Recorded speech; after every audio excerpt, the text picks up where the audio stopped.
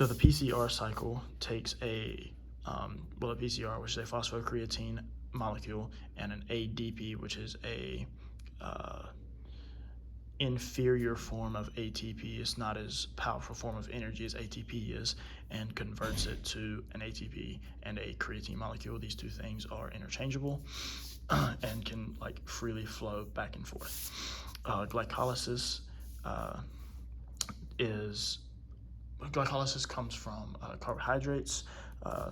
So it takes the glucose in the carbs and the carbon molecules of the carbs, which is just a chain of carbons, runs into several stages of enzymes which change the chain itself, and by the end of it breaks off and results in two net ATPs, which like I stated earlier was your purest forms of energy.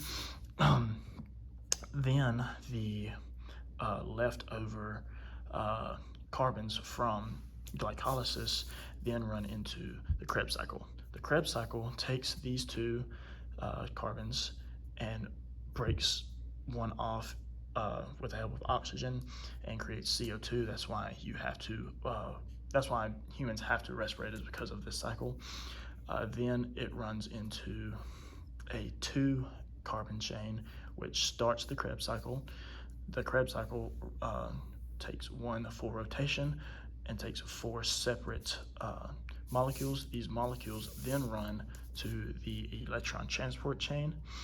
But before that, a GTT molecule then turns into one ATP molecule. So now we're sitting at 3 total net ATP molecules. The ETC takes the leftover or the products of the Krebs cycle and takes off the hydrogens from those molecules. The hydrogens then run through the cycle and produce more ATP. So this process creates more ATP than any other process combined. But however, the downside of this is that it is the slowest. The Krebs cycle is not as slow as the ETC, but it's still slow. Glycolysis occurs almost spontaneously within 1 to 5 seconds. After 5 seconds, glycolysis takes over. The PCR is the fastest occurring one. So the PCR occurs in the as very high powered movements. So starting sprints, powerful kicks. So like when your players are trying to score a goal, when they kick with as much power as they can, it's using the PCR cycle.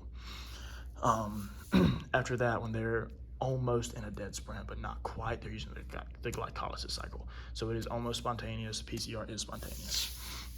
The Krebs cycle is slower. It's when they are in a light jog, when they're kind of not resting but not using extreme outputs of energy. And the ETC is when they are using even less energy than it takes to run the Krebs.